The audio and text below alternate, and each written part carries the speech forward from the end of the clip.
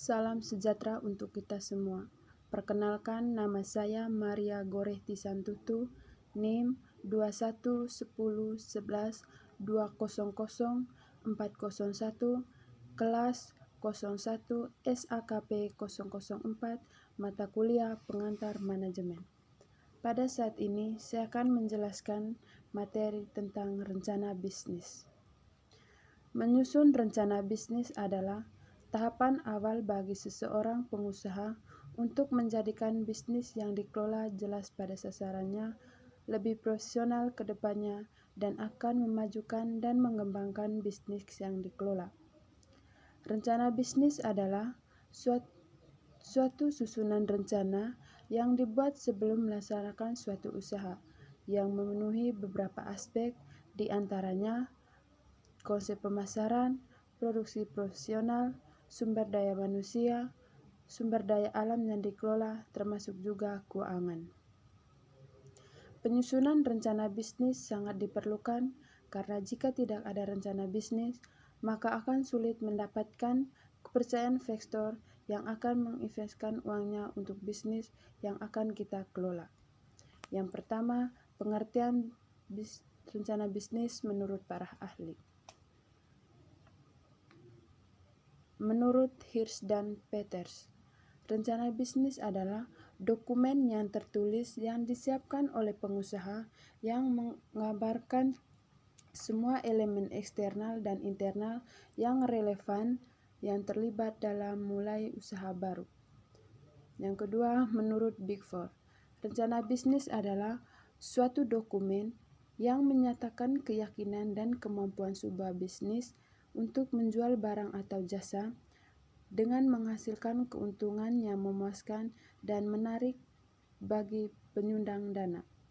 Yang ketiga, menurut Magison, rencana bisnis adalah suatu rencana tertulis yang memuat minit dengan tujuan bisnis, cara kerja, dan rincian keuangan atau permodalan, susunan para pemilik dan manajemen, dan bagaimana cara mencapai tujuan bisnisnya. Yang kedua, tujuan dibuatnya rencana bisnis. Yang pertama, meyakinkan investor tentang usaha yang kita kelola menjadi lebih maju dan lebih menguntungkan. Yang kedua, untuk mendapatkan modal dari para investor yang akan modalin usaha tersebut. Yang ketiga, mendatangkan rekan bisnis yang dapat diajak bekerja sama. Yang keempat, memfokuskan tujuan untuk memajukan bisnis menjadi lebih baik. Yang kelima, menentukan perkembangan usaha. Yang keenam, memperkecil kerugian dan risiko yang akan timbul di kemudian hari. Yang ketiga, manfaat perencanaan bisnis. Yang pertama, untuk mengawali sebuah bisnis atau usaha. Yang kedua, mencari sumber dana. Yang ketiga, membuat bisnis lebih fokus dan terarah. Yang keempat, memprediksi masa depan. Yang kelima, untuk menaiki level bisnis. Yang keempat, aspek-aspek perencanaan bisnis. Yang pertama, aspek pemasaran meliputi yang pertama, daerah pemasaran atau lokasi pasar, jenis dan jumlah pelanggan serta pesaing di lokasi pasar.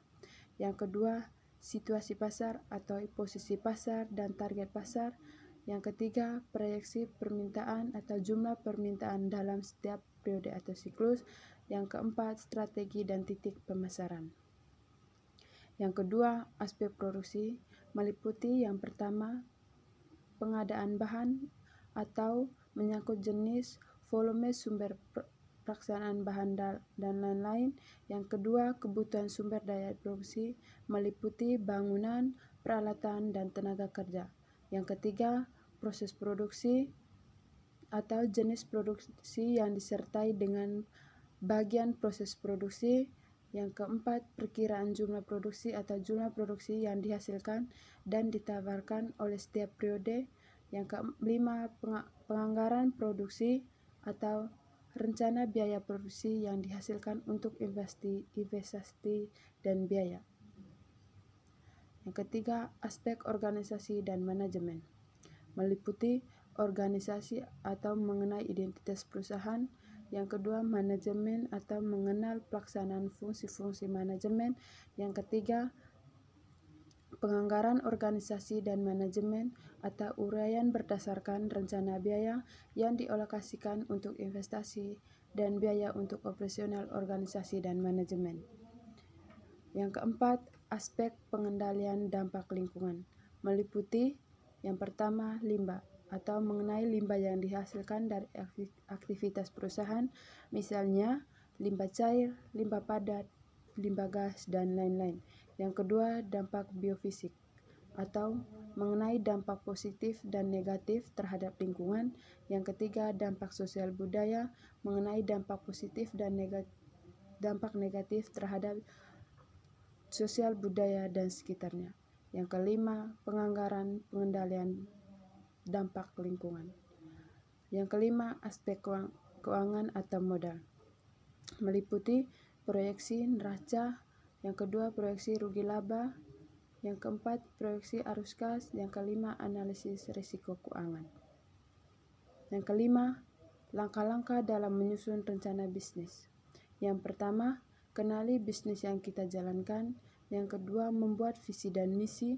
Yang ketiga, membuat ringkasan rencana bisnis. Yang keempat, memiliki sikap teliti. Yang kelima, deskripsikan bisnis yang kita buat. Yang keenam, lakukan analisis pasar dan pesaing. Terima kasih.